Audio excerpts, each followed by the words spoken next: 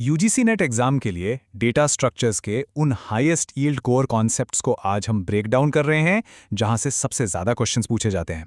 Time बिल्कुल कम है, इसलिए इस एक्सप्लेनर में हमारा फोकस स्ट्रिक्टली उन्हीं चीज़ों पर होगा जो सीधे मार्क्स में ट्रांसलेट होती हैं। तो चलिए बिना टाइम वेस्ट किए इन कॉन्सेप्ट्स को क्लियर करते हैं। इस टारगेटेड रिव्यू के एजेंडा को क्विकली देख लेते हैं। हम कवर करेंगे UGC net data structures focus, advanced trees demystified, sorting algorithms complexity, hashing and collisions, graph traversal and applications, और आखिर में हमारा special section cracking previous year questions. Exam की टेंशन लेने की बिल्कुल जरूरत नहीं है। ये रिव्यू एंटायरली उन कॉन्सेप्चुअल, कंपैरेटिव और एप्लीकेशन बेस्ड टॉपिक्स पर फोकस करेगा जो एक्चुअली आपको एग्जाम में सॉलिड मार्क्स दिलवाएंगे।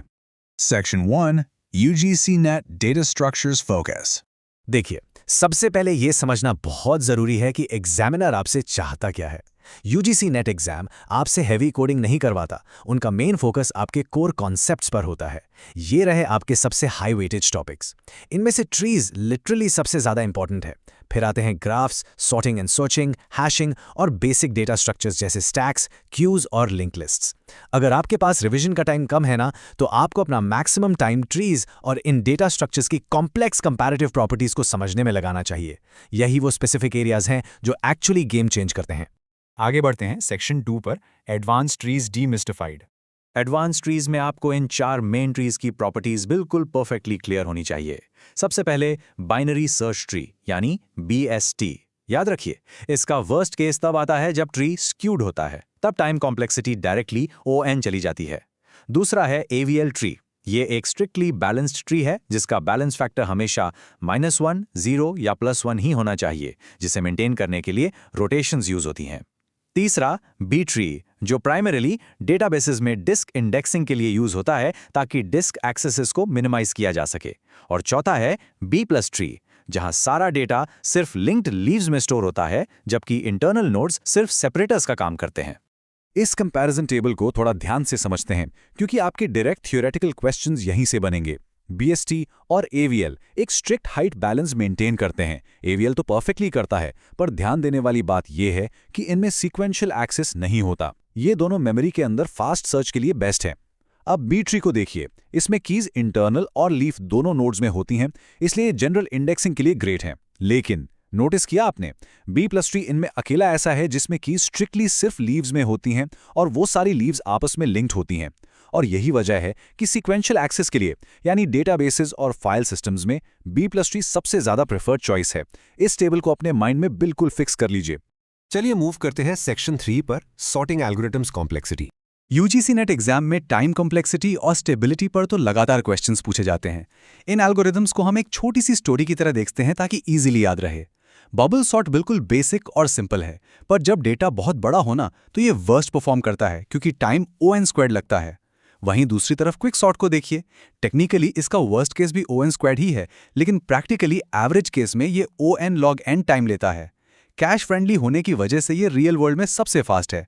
अब अगर आपको एक ऐसा एल्गोरिथम चाहिए जो स्टेबल भी हो और guaranteed ON log n time दे, तो मर्ज सॉर्ट बेस्ट है। बस ध्यान रखना कि वो ON एक्स्ट्रा स्पेस कंज्यूम करेगा। और आखिर में हीप सॉर्ट, जो एक बहुत बढ़िया इन प्लेस सॉर्टिंग टेक्निक है।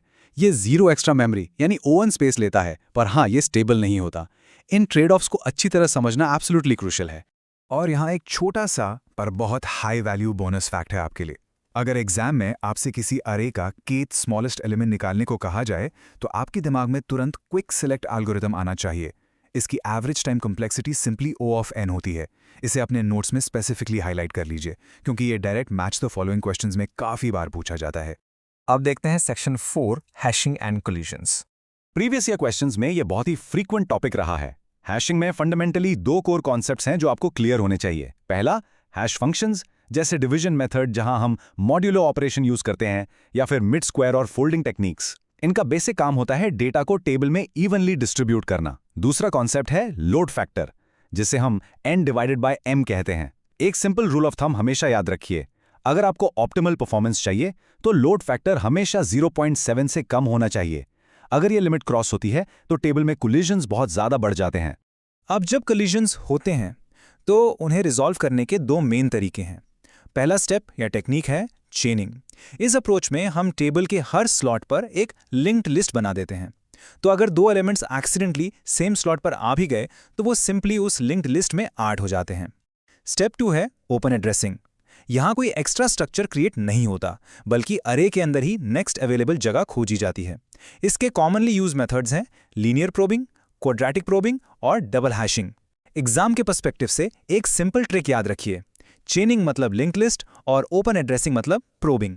ये डायरेक्ट मैपिंग आपको बहुत हेल्प करेगी। नेक्स्ट है section 5 graph traversal and applications. Graph fundamentals actually application based question से भरे होते हैं। सबसे पहला सवाल, ग्राफ को कंप्यूटर मेमोरी में स्टोर कैसे किया जाए? इसके दो मेन तरीके हैं। अगर आपका ग्राफ डेंस है, यानी वर्चुअली हर नोड किसी ना किसी दूसरे नोड से कनेक्टेड है और बहुत सारे एजेस हैं, तो फर्मली एडजेसेंसी मैट्रिक्स का यूज करें। लेकिन अगर आपका ग्राफ स्पार्स है, मतलब नंबर ऑफ एजेस काफी कम है, तो आपको एडजेसेंसी लिस्ट का यूज करना चाहिए, क्योंकि ये मेमोरी बहुत स्ट्रांगली बचाता है। ये पर्टिकुलर डिसीजन रूल एग्जाम में ठीक डायरेक्ट स्टेटमेंट्स के फॉर्म में पूछा जाता है। अब थोड़ा रैपिडली इनके ट्रैवर्सल्स और स्पेसिफिक एप्लीकेशंस को देखते हैं। डीएफएस ट्रैवर्सल हमेशा क्यू डेटा स्ट्रक्चर यूज करता है और डीएफएस के लिए हम स्टैक या रिकर्जन का यूज करते हैं। अब आते हैं इनके रियल एप्लीकेशंस पर। डायरेक्टेड असाइक्लिक ग्राफ यानी डैग में ऑर्डर निकालने के लिए टोपोलॉजिकल सॉर्ट बेस्ट है। अगर आपको मिनिमम स्पैनिंग ट्री यानी एमएसटी निकालना है तो प्राइम्स और क्रुस्कल्स एल्गोरिदम्स यूज होते हैं, और शॉर्टेस्ट पाथ फाइंड करने के लिए डाइक्स्ट्रा, बेलमन फोर्ड या फ्लॉयड वॉर्शल एल्गोरिदम्स इंप्लीमेंट होते हैं।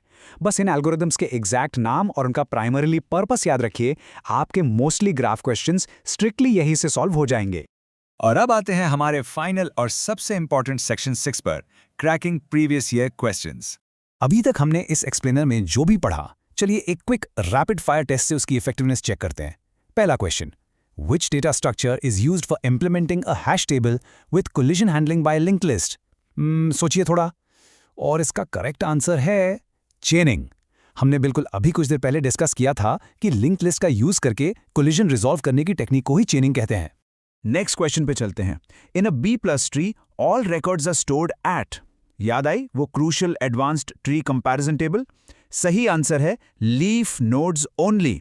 यही वो सिंगल सबसे इंपॉर्टेंट प्रॉपर्टी है जो बी प्लस ट्री को डेटाबेसेस के लिए इतना स्पेशल और सीक्वेंशियल एक्सेस में इनक्रेडिबली फास्ट बनाती है।